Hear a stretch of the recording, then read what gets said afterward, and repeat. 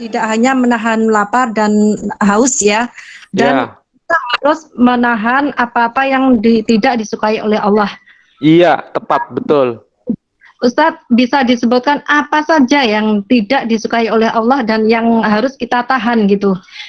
Ya, ya, bagus, bagus. Pertanyaan bagus ini. Yang kedua, Jadi Ustadz, sekali lagi, Nabi tadi bersabda, sebagaimana yang saya kutip tadi, kam min sha'imin laisa lahul jaza' illal ju' wal atas.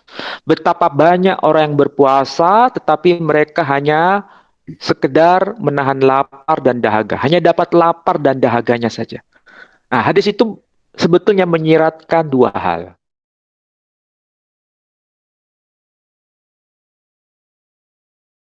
Monggo, Bapak-bapak yang lain masih ada? Pak Hendrik Assalamualaikum. yang mana? Oh, ini Ibu Ya. Elis. Ya. Assalamualaikum Oh Ustadz. ya. Waalaikumsalam warahmatullahi. Ya Ustadz, saya Bu Elis. Biasanya ikut Ya. tak di Al-Mafirah juga Ustadz. Oh ya ya. Geng, Iya, monggo monggo. Ustadz. Tadi kan disebutkan bahwa kita itu berpuasa tidak hanya menahan lapar dan haus ya, dan Ya. kita harus menahan apa-apa yang tidak disukai oleh Allah. Iya, tepat, betul. Ustadz, bisa disebutkan apa saja yang tidak disukai oleh Allah dan yang harus kita tahan gitu? Ya ya, bagus bagus, pertanyaan bagus ini. Yang kedua, Jadi Ustadz, sekali lagi, Nabi tadi bersabda, sebagaimana yang saya kutip tadi, kam min sha'imin laisa lahul jaza' illal ju' wal atas. Betapa banyak orang yang berpuasa, tetapi mereka hanya sekedar menahan lapar dan dahaga. Hanya dapat lapar dan dahaganya saja. Nah, hadis itu sebetulnya menyiratkan dua hal. Satu, menyiratkan ada orang yang berpuasa. Sebetulnya ada orang berpuasa. Makanya dikatakan kam min shaimin. Betapa banyak orang yang berpuasa. Artinya Nabi tahu ada orang-orang yang berpuasa. Tetapi puasanya itu bukan puasa yang betul. Kenapa? Karena mereka hanya mendapatkan lapar dan dahaga. Kalau hanya sekedar mendapatkan lapar dan dahaga, berarti puasanya tidak sempurna. Nah, bagaimana supaya puasa kita sempurna?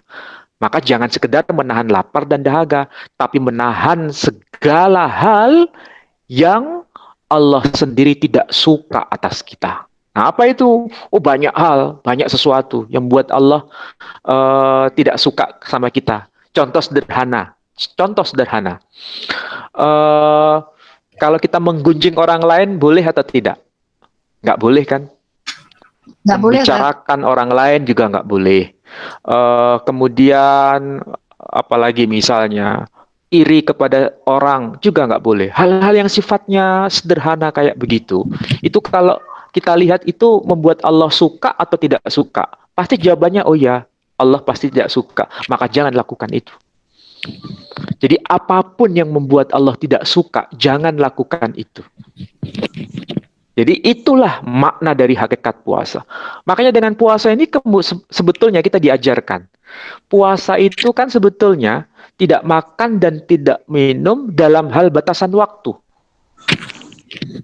Setelah jamnya sudah habis, misalnya setelah maghrib, kan boleh makan.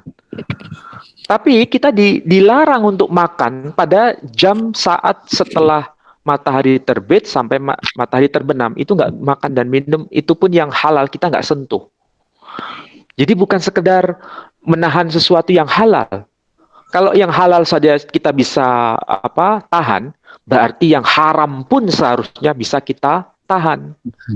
Jadi seringkasnya, yang halal saja bisa kita tahan, maka yang haram seharusnya bisa kita tahan. Apa contohnya yang haram bisa kita tahan?